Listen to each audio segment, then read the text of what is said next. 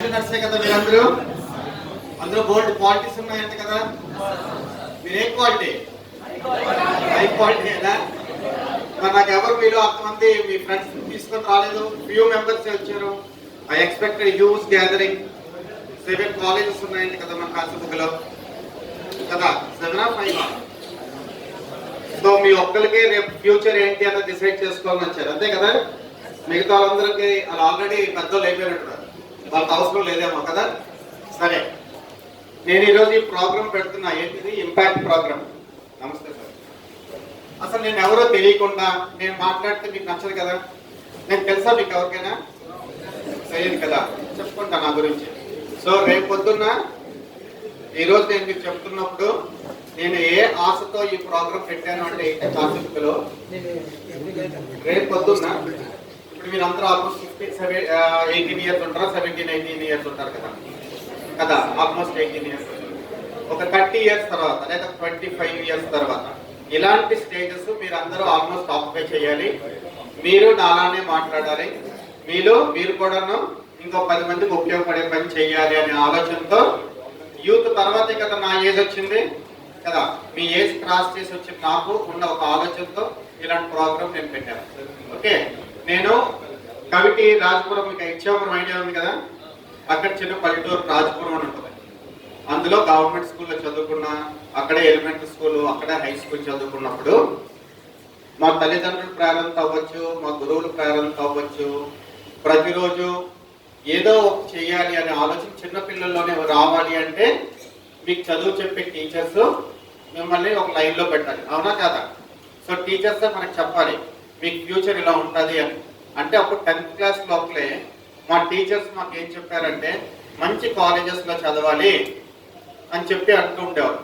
ఎవరెవరు ఇంజనీర్లు అవ్వాలి, ఎవరు డాక్టర్లు అవ్వాలి, ఎవరు కలెక్టర్లు కావాలని చేతులు పైకెత్తండి అంటే మా క్లాస్ 19 నేను అప్పటినే డాక్టర్లు అవ్వాలని చేయొద్దాను ఆ రోజుల్లో. అర్థమైందా? కారణం ఏంటంటే నేను 10th క్లాస్లోనే నాకు కాలేజ్ చెప్తాను నేను డాక్టర్లు అవ్వాలి. ఇంతవరకు మీరు డిగ్రీకి వచ్చేసారు కదా, మీరందరూ మీ ఆలోచనలో ఏదో ఫ్యూచర్లో పెద్దవాళ్ళు అవ్వాలని ఆలోచన ఉందా లేదా? మీరు ఎవరెవరు ఏం అవ్వాలనుకుంటున్నారు? ఎవరు చెప్పండి ఒకసారి పై. అందరూ తలూపుస్తారు. నాకు నువ్వు చెప్తాను ఫస్ట్ ఏం అవ్వాలనుకున్నావు ధైర్యంగా చెప్పగలగాలి. ఈ టైం నుంచి ఆలోచించడానికి లేదు. అంటే ఒక అమ్మాయి ఫస్ట్ చూపించిన అమ్మాయినే తలూపింది ఏంటి అవ్వాలి అని అనుకుంటే చెప్పైతే teacher. Very good. So teacher అన్నది చాలా మంచి నోబెల్ ప్రొఫెషన్. అలానే మీ కాలేజ్ మనం అందరం కూడా ఒక దిశ, ఒక ఆలోచన, ఒక గోల్ తయారు చేసుకోవడం కోసమే. అది మనకు తెలియకపోవచ్చు, ఆ గోల్ని ఎలా సెట్ చేసుకోవాలో మనకు తెలియకపోవచ్చు.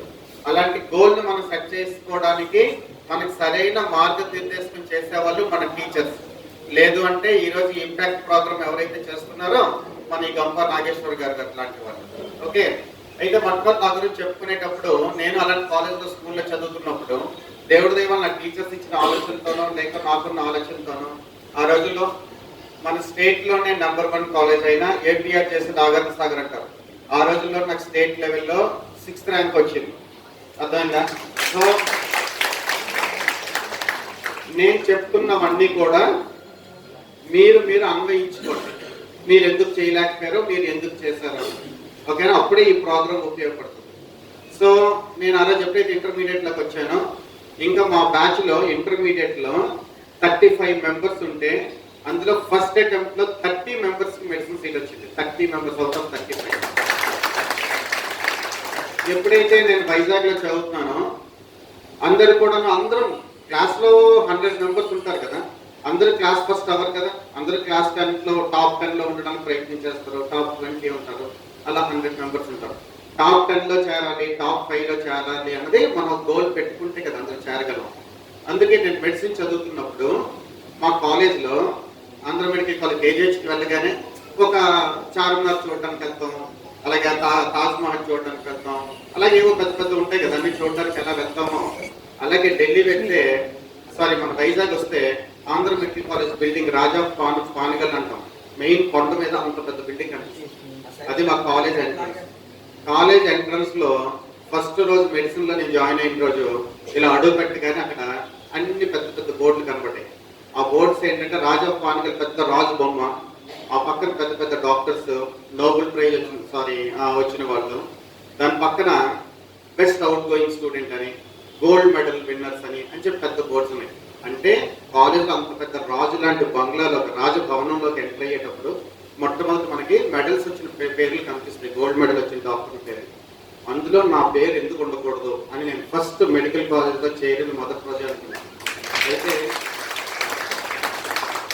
ఎంబీబీఎస్ ఫైనల్ ఇయర్ అయ్యే లోపల 4 years ట్రై చేశాను, కానీ ఎప్పుడు నాకు మెడల్ రాలా. ట్రై చేశాను, 4 సార్లు ట్రై చేశాను, రాలా.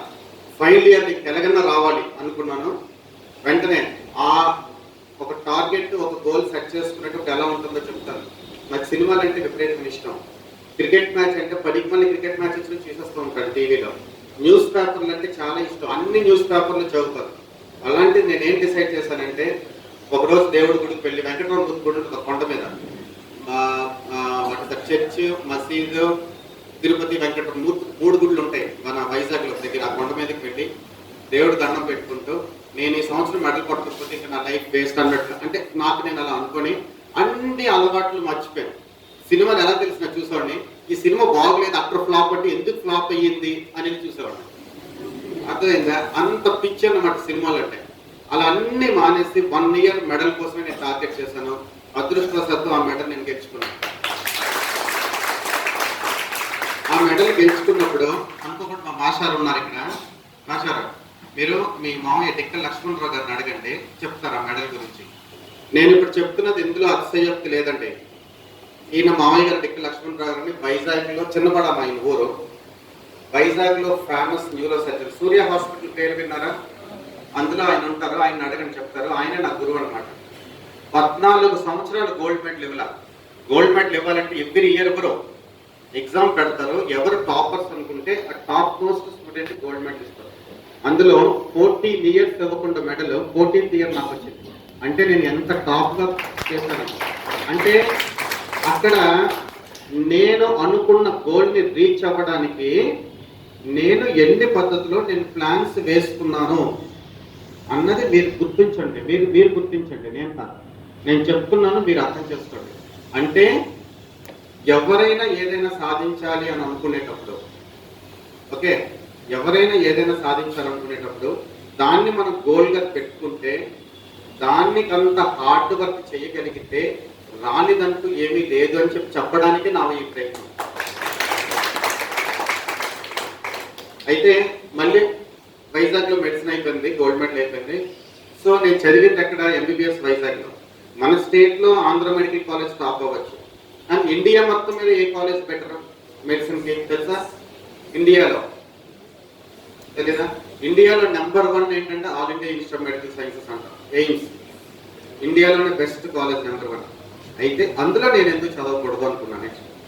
ఓకే, నెక్స్ట్ దానికి టార్గెట్ పెట్టాను. అందులో కూడా ఎయిమ్స్లో కూడా నాకు సీట్ వచ్చింది. వెంటనే నేను ఎయిమ్స్లో పీజీ అయిపోయాను. ఎయిమ్స్లో పీజీ చేసినాక శ్రీకాకుళం వచ్చి ప్రాక్టీస్ చేస్తున్నప్పుడు ఒక పోస్ట్ గ్రాడ్యుయేషన్ డిగ్రీతో శ్రీకాకుళం వచ్చి ప్రాక్టీస్ స్టార్ట్ చేసిన అతి చిన్న వయసు నేను. ఓకే, అది కూడా మీకు చెప్తున్నాను. సో అంత యంగ్ ఏజ్లో నేను ప్రాక్టీస్ స్టార్ట్ చేసినప్పుడు నేను గైనకాలజిస్ట్ని. గైనకాలజిస్ట్ అంటే ఏంటి? అమ్మాయిలకి ట్రీట్మెంట్ ఇచ్చే డాక్టర్ని. ఓకే, ఇంతమంది అమ్మాయిలు నా దగ్గరికి వచ్చి పేషెంట్స్గా నా దగ్గరికి రావాలి అంటే కొంచెం సిగ్గుపడుతుంటారు. నేను ప్రాక్టీస్ స్టార్ట్ చేసిన రోజు నా ఓపీ 1. 4వ నెల కల్లా నా ప్రాక్టీస్ చేసినప్పుడు నా ఓపీ 10, 8, 9, 10. విపరీతమైనటువంటి డిప్రెషన్. ఏంటి, నేను ఎంతో పెద్ద డాక్టర్ని అనుకున్నాను, ఇంత కష్టపడి చదివేసి వచ్చాను. యాక్చువల్గా అప్పుడు యూకేలో వెళ్తే మంచి డాక్టర్ అనమాట. యూకే వెళ్ళే ఎగ్జామ్స్ అన్ని పాస్ అయిపోయి కొన్ని మా అమ్మ తాలకి హెల్త్ ప్రాబ్లమ్స్ నేను వెనక్కి వచ్చాను. అంటే తల్లిదండ్రులకి ఇచ్చిన మాట ప్రకారం విదేశాలకు వెళ్ళకూడదు, సొంత ఊర్లోనే ఉండాలి అని ఒకే ఒక ఆలోచనతో నేను అన్ని ఎగ్జామ్స్ పాస్ అయిపోయినప్పటికీ కూడా నేను మా అమ్మకి యాక్సిడెంట్ అవ్వడం, బెడ్ రిడన్ అవ్వడం, మా అమ్మ వచ్చేయడం, నా దగ్గర ఉండు అంటే 4 రక్తుల తర్వాత లాస్ట్ నేను సరే అమ్మ నాన్న కోరిక మీద శ్రీకాకుళం వచ్చాను. వచ్చిన తర్వాత ఏం జరిగిందంటే, ఇంత చిన్న వయసులో 6 monthsలోనే ప్రాక్టీస్ పెట్టినాక నెలకి సంపాదించుకోవడానికి 10,000 రూపాయలు కూడా నాకు రాలా. నాకు ఒక వైఫ్, నాకు ఒక బేబీ. మరి ఎక్కడి నుంచి వస్తే నాకు డబ్బులు సంపాదన? నేను పెద్ద డాక్టర్ని అనుకోవడానికి. పేపర్ మీద చూస్తే పెద్ద డాక్టర్, డబ్బులు చూస్తే 0. అప్పుడు ఆలోచించాలి, ఏదైనా వినూత్నంగా ఆలోచించాలి, ఏదైనా కొత్త పద్ధతిలో వెళ్తేనే నేను గొప్ప డాక్టర్ని అవ్వగలను అనుకున్నాను. నేను పేషెంట్కి ట్రీట్మెంట్ ఇచ్చి నా వల్ల సక్సెస్ అయితే కదా నా దగ్గర పేషెంట్లు వస్తారు, అవునా కదా? నేను ఏదో చేసి చూపించాలి కదా. అప్పుడు ల్యాప్రోస్కోపీ అనే సర్జరీ శ్రీకాకుళంలో ఫస్ట్ టైం స్టార్ట్ చేశాను. ల్యాప్రోస్కోపీ అంటే విన్నారు ఎప్పుడైనా? వెళ్ళలేదా? ఇంత పెద్ద కడుపులో పెద్ద పెద్ద కాయలు ఉన్నాయి, ఒక పెద్ద కొబ్బరికాయ అంత కాయ ఉందనుకో కడుపులో, ఒక చిన్న కీ హోల్ సర్జరీ అంటారు, అది పెట్టి కడుపులో ఉన్న కాయను ఎలా తీసేయచ్చు? అదే ల్యాప్రోస్కోపిక్ సర్జరీ. సపోజ్ ఒక చిన్న అమ్మాయి ఉంది, మీరు ఇక్కడికి డ్రెస్ వేసుకుంటారు, మీ బొడ్డు కిన్నో దానికి మధ్యలో నేను పెద్ద ఇంత ఆపరేషన్ చేసే కాయ తీసానే అనుకో, రేపొద్దున్న మనకి ఇబ్బందిగా ఉంటుంది, వంగోడానికి ఇబ్బంది ఉంటుంది. మీ హస్బెండ్ అడగొచ్చు రేపొద్దున ఏంటి అంత పెద్ద కుట్లు పట్టాయని అనొచ్చు. మనం కూడా వెరైటీ మోడర్న్ డ్రెస్లు వేసుకోవడానికి అవ్వకపోవచ్చు, చీర కింద పట్టుకోవడానికి అవ్వకపోవచ్చు, అంతే కదా కాస్మెటిక్ సర్జరీ. సో ఇంత పెద్ద సర్జరీ లేకుండా బొడ్డు ఉంటుంది కదా, ఆ బొడ్డు లోపలే కన్నం పెట్టేస్తాం, మచ్చ కూడా ఉండదు. ఆ బొడ్డు ఏదైతే కన్నం ఉంటుందో అది కనబడదు కదా, ఆ లోపలికే హోల్ పెట్టి అందులోంచి అంత పెద్ద కాయ తీయడం అనమాట. That is laparoscopic surgery. Okay, అంత ల్యాబ్ సర్జరీస్ అనేది ఫస్ట్ టైం శ్రీకాకుళంలో స్టార్ట్ చేసి, అందుకంటే ఎప్పుడైతే నేను అది కొత్తగా చేస్తాను, మరి పేషెంట్ అంతా నా దగ్గరే కదా రావాలి. 2003 నుంచి 2004 కల్లా నా ఓపీ 100 ఓపీ అయిపోయింది. సరే, గొప్ప డాక్టర్ని అయ్యాను, మంచి డాక్టర్ని అయ్యాను. ఓకే, నెక్స్ట్ ఏం చేయాలి? మీ అందరికీ ఎందుకు నా గురించి చెప్తున్నాను అంటే, ఈరోజు మీరందరూ డిగ్రీ స్టూడెంట్స్, రేపొద్దున మేము ఏమవ్వాలి? డాక్టర్ గారు లాంటి వాళ్ళు మన ఊర్లోనే, మన పల్లెటూరులోనే, మన పక్క పల్లెటూరులో గవర్నమెంట్ స్కూల్లో కాలేజ్ చెప్పులు కూడా లేకుండా బెల్ట్ తెగిపోతే మా నాన్న పిన్నిస్ పెట్టేవారు, లేకపోతే చెప్పుల దగ్గరికి వెళ్ళి మళ్ళీ కుట్టించేవారు. ఇక్కడ నిక్కర్ చిరిగిపోతే, మన కొండలకి జారడం అలవాటు కదా చిన్నప్పుడు, నిక్కర్లు చిరిగిపోతే నిక్కర్ మీద ఇంకో నిక్కర్ కుట్లేసి రఫ్ చేస్తారు కదా, అలాంటి పట్టలేసుకుని తిరిగిన నేను ఈరోజు ఆడి పార్లో తిరుగుతున్నానంటే దానికి ఏంటి? దానికి గల కారణం ఏంటి? నేను పడిన శ్రమ, దానికి నేను పడిన కష్టం. రోజుకి 24 గంటలు ఉంటే 16 గంటలు కష్టపడ్డాను, గుర్తుంచుకోండి. రోజుకి 24 గంటల్లో 16 గంటలు కష్టపడిన మనిషిని నేను. ఈ విషయం మీరు అందరూ అర్థం చేసుకోవడం కోసమే నా గురించి నేను చెప్తున్నాను. దీన్ని మీరు మీరే ఎలా మార్చుకుంటారో ఆలోచించుకోండి. మళ్ళీ చెప్తున్నాను, ఎప్పుడైతే శ్రీకాకుళం ఇలా చేశానో, ఒక గొప్ప డాక్టర్గా పేరు వచ్చినాక చాలా మంది మీ ఇంటి పక్కన మీరు, మీ చుట్టాలు కూడా మీరు చూసే ఉంటారు, పిల్లలు లేని పేషెంట్స్. మాకు పిల్లలు పుట్టలేదు సార్, పిల్లలు 10 సంవత్సరాలు అయింది, 20 సంవత్సరాలు అయింది, పిల్లలు పుట్టలేదు, మా హస్బెండ్ విడిచిపెట్టేస్తానన్నారు, మా అమ్మ నాన్న తిడుతున్నారు, మా అత్త మామ డైవర్స్ ఇచ్చేయమంటున్నారు, కొత్త వేరే పెళ్లి చేయమంటున్నారు. ఇవన్నీ మీరు వినే ఉంటారు కదా మీ సమాజంలో. అలాంటి వాళ్ళకి 1978లో ఫస్ట్ టైము వరల్డ్ లో IVF అనేది స్టార్ట్ చేశారు. IVF అనేది విన్నారా? వినలేదా? టెస్ట్ ట్యూబ్ బేబీ అంటారు. నార్మల్ గా వైఫ్ అండ్ హస్బెండ్ కలిస్తే కదా పిల్లలు పుడతారు, వాళ్ళు కలవకుండా కూడా పిల్లలు పుట్టించేయచ్చు. అదే టెస్ట్ ట్యూబ్ బేబీ అంటే, అర్థమైందా? ఓకే, అయితే 1978లో వరల్డ్ లో అయితే 1998లో ఫస్ట్ టైం మనకు దగ్గరలో వైజాగ్ లో IVF సెంటర్ పెట్టారు. వైజాగ్ లో 1998 పెట్టినప్పుడు వైజాగ్ తో కాంపిటీషన్ పడుతున్న శ్రీకాకుళం, మరి అక్కడ డాక్టర్స్ ఉన్నారు, మన ఊర్లో డాక్టర్లు ఉన్నారు, ఆ ఊర్లో మనుషులు బ్రతుకుతున్నారు, ఈ ఊర్లో మనుషులు బ్రతుకుతున్నారు, ఆ ఊర్లో బస్సులు తిరుగుతున్నాయి, ఈ ఊర్లో బస్సు, ఆ ఊర్లో ట్రైన్స్ ఉన్నాయి, ఈ ఊర్లో ట్రైన్. మరి మనకి వాళ్ళకి ఏంటి తేడా? ఎందుకు వైజాగ్ లోనే ఉండాలి, మన ఊర్లో ఎందుకు ఉండకూడదు అని 2011లో IVF సెంటర్ స్టార్ట్ చేశారు. ఓకే, సో IVF సెంటర్ ని 1998లో వైజాగ్ లో ఫస్ట్ టెస్ట్ ట్యూబ్ బేబీ పుడితే 2012 డిసెంబర్ 12 మన శ్రీకాకుళంలో నా చేతితో ఒక IVF బేబీ నేను ఇవ్వగలిగాను. సో IVF అన్నది నోవే డేస్ వినడానికి చాలా సింపుల్ గా ఉంటుంది, కానీ చేయడానికి అది చాలా ఖర్చుతో కూడుకున్నది. అది కొన్ని లక్షల కోట్ల రూపాయలతో కూడుకున్న ప్రోగ్రామ్. కానీ మన ఊర్లో ఎందుకు ఏ డాక్టర్ పెట్టలేదు అంటే, ఇంత డబ్బులు పెట్టుకొని ట్రీట్మెంట్ ఎవరైనా ఇవ్వగలరా అన్నది ఆలోచన. డబ్బులు పెట్టి చేసుకోగలరా అని అనుకునే బదులు మనమే వాళ్ళకి రీచ్ లోకి వెళ్తే 100 రూపాయలు పెట్టి భోజనం చేయలేకపోతున్నాడు ఈ కిన్నెర హోటల్లో, ఏమో దాబాలోకి వెళ్ళి 60 రూపాయలు భోజనం ఎందుకు చేయకూడదు? అంతకంటే మంచి టేస్టీ ఫుడ్ పెట్టచ్చు కదా. అదే ఆలోచనతో అంత కాస్ట్లీ IVF ఎందుకు చేయాలి, లో బడ్జెట్ IVF ఎందుకు చేయకూడదు? అంతే కదా. ఇంత కాస్ట్లీ, ఇప్పుడు మనకి అబ్దుల్ కలాం గారు ఉన్నారు, హార్ట్ సర్జరీ విన్నారా? హార్ట్ లో స్టెంట్స్ అన్నది వేస్తారు. ఒకప్పుడు హార్ట్ ప్రాబ్లం వస్తే చనిపోతుండేవాళ్ళు. ఆ స్టెంట్ వేయాలి అంటే 3 లక్షల రూపాయల స్టెంట్ ని అబ్దుల్ కలాం గారు హైదరాబాద్ లో కేర్ హాస్పిటల్ సోమరాజు గారు ఇద్దరు కలిపి స్టెంట్ ని 20,000, 15,000, 30,000 నాకు కరెక్ట్ తెలియదు, కానీ చాలా తక్కువ డబ్బులకు ఒక స్టంట్ని తయారు చేస్తారు. అర్థమైందా? ఎందుకు తయారు చేశారు? అబ్దుల్ కలాం గారు ఇంకేం చేశారు తెలుసా? కాళ్ళు లేని వాళ్ళు నడుస్తుంటే బరువు ఎక్కువగా ఉంటే నడవలేకపోతున్నారని చెప్పి క్యాలిపర్స్ కాలుకున్న ఆర్టిఫిషియల్ లెగ్ని, లో వెయిట్ లెగ్ని తయారు చేసి పెట్టారు. ఎందుకు పెట్టారు అబ్దుల్ కలాం గారు? ఆయన మిసైల్ మ్యాన్ కదా, ఆయన మిసైల్స్ కనిపెట్టడానికి వాటికే టైం సరిపోలే కదా. సమాజం గురించి ఎందుకు ఆలోచించాలి కదా? ఆయన ఒక మనిషే కదా, ఆయన కూడా ఈ భూమి మీద పుట్టాడు కదా, ఆయన ఈ భారతదేశంలో ఒక మనిషే కదా, మరి మనం కూడా వాళ్ళే కదా. వాళ్ళతో పాటు పుట్టిన మనం ఏం చేస్తున్నాం? ఉదయం నుంచి రాత్రి తిరిగి పడుకుంటున్నాం, చెత్త విషయాలతో టైం స్పెండ్ చేస్తున్నాం. ఏమనుకోవద్దు, మీలో మంచి వాళ్ళు ఉండొచ్చు, చెడ్డ వాళ్ళు కూడా ఉండొచ్చు. ఏమనుకోవద్దు, నేను అనుకున్న దాన్ని అందరూ అలాంటి వాళ్ళు కాకపోవచ్చు, బట్ చెప్తున్నాను, చెత్త విషయాలకు ఎక్కువ ప్రయారిటీ ఇస్తాం, సెల్ ఫోన్స్తో ఎక్కువ చూస్తూ ఉంటాం, పనికి మళ్ళీ వాట్సాప్లో గుడ్ మార్నింగ్లో గుడ్ నైట్ మెసేజ్లు పెడతాం. నేను ఇందాక చెప్పాను చూస్తారా, నేను డిగ్రీ చదువుకోవడాలో ప్రతి సినిమా చూశాను, మీరు పనికి మళ్ళీ సినిమాలే చూస్తారు. ఇందులో ఎక్కువ లవ్ సీన్స్, ముద్దు సీన్లు ఉంటాయి, దానికే ఎక్కువ వెళ్తారు, దానికే ప్రయారిటీ ఇస్తారు. మెసేజ్ లేని సినిమాలు ఉన్నా కూడా అదే చూస్తారు, అవునా కదా? దానిలోంచి మన మార్పు రావడం కోసమే ఈ ఇంపాక్ట్ అన్నది మన శ్రీకాకుళంలోనో లేకపోతే మన పలాసలోనో సోంపేటలో పెట్టే ప్రోగ్రాం కాదు. ఇది వైజాగ్లో, విజయవాడలో, హైదరాబాద్లో, తిరుపతిలో, కొన్ని మెట్రో సిటీస్లో పెడుతూ ఉంటే, నేను రాజపురంలో పుట్టాను సార్, మా ఊర్లో ఉన్న యూత్ కూడా నాలాగనే ఇంకా చాలా మంది పైకి రావాలి సార్, శ్రీకాకుళం చాలా నెగ్లెక్టెడ్ ఏరియా అయిపోయింది సార్, శ్రీకాకుళంలో మంచి చదువుకున్న వాళ్ళు ఉంటున్నా కూడా వాళ్ళకి ఏం చేయాలో వాళ్ళకి ఒక దశ నిర్దేశం చేసే వాళ్ళు ఎవరూ లేరు సార్, దయించి నా కోసం, మా శ్రీకాకుళం యూత్ కోసం మీరు రండి సార్ అని చెప్పి గంప నాగేశ్వర గారిని, ఆయన మామూలు కాదు, మన చంద్రబాబు నాయుడు గారిని కూడా మన శ్రీకాకుళం తేవచ్చు, లేకపోతే రాహుల్ గాంధీని ఎవరన్నా మన ప్రధానమంత్రిని కూడా శ్రీకాకుళం తేవచ్చు. గంప నాగేశ్వర గారు ఉన్నంత బిజీ షెడ్యూల్లో ఆయన్ని రిక్వెస్ట్ చేసి మన శ్రీకాకుళం, మన పలాస ఊరు, పలాస చిన్న ఊరు కదా, ఎవరికి లోపలికి రావాలి కదా, వచ్చారు అంటే మీరందరూ కూడా ఆయనకు రుణపడి ఉండాలి. నా తాలూకా ఆలోచన, నా ఆశయం ఏంటి అంటే, నేను ఎలా అయితే నా ఆలోచన చెప్తా వినండి, నేను సెల్ఫిష్ కాదు, మళ్ళీ చెప్తున్నా, నా కోసం నేను ఏం ప్రోగ్రామ్ చేయట్లేదు, నేను హ్యాపీగా హాస్పిటల్లో ప్రాక్టీస్ చేసుకోవచ్చు. కానీ నాకున్న కోరిక ఏంటంటే, మనుషులు 3 రకాలుగా ఉంటారంట. ఒకటి ఏంటంటే, మనిషి వాడు బాగుంటే చాలు అని ఆలోచించే వాళ్ళు కొంతమంది ఉంటారంట. నాకు బాగుంటే చాలు, నేను ఈరోజు హ్యాపీగా ఉన్నాను కదా, నేను బోల్డ్ డబ్బులు సంపాదించుకుంటున్నాను కదా, నేను డాక్టర్గా కూర్చుంటే నా దగ్గర 100 మంది జనాలు వస్తున్నారు, నెలకు 200 సర్జరీ చేసుకుంటున్నాను, నేను హ్యాపీగా ఉన్నాను కదా, నేను అనుకోవచ్చు కదా.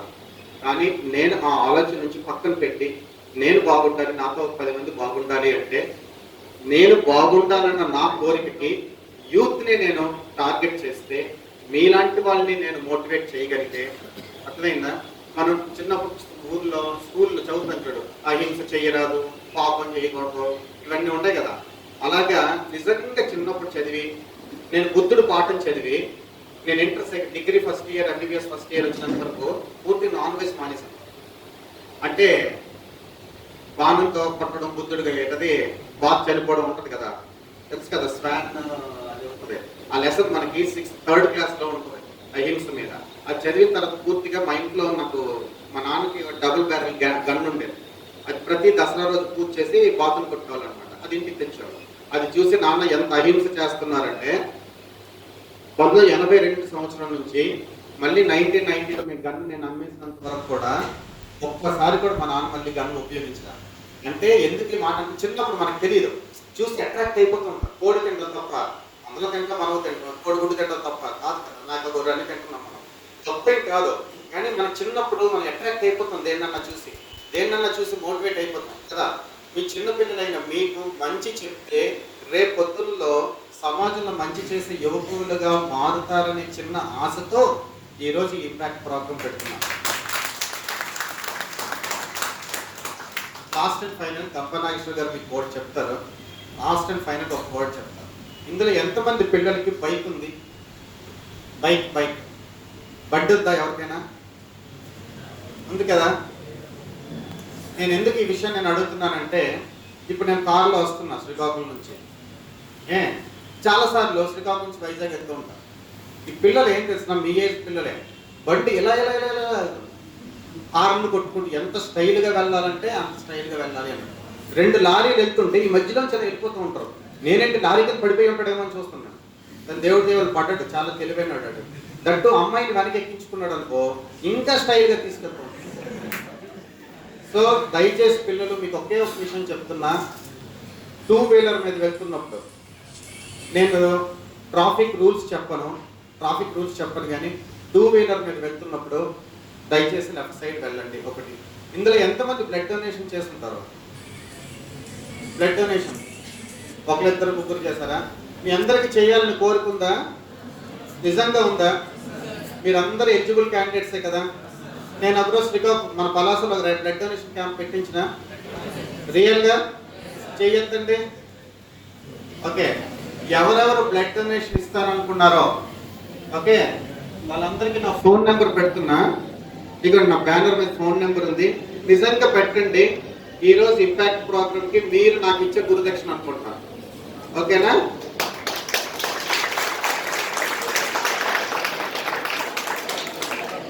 సో ఇలాంటి యూత్ ఉన్నప్పుడు నాకు తెలిసి ఇలాంటి ప్రోగ్రామ్స్ అవసరం లేదేమో అనిపిస్తుంది.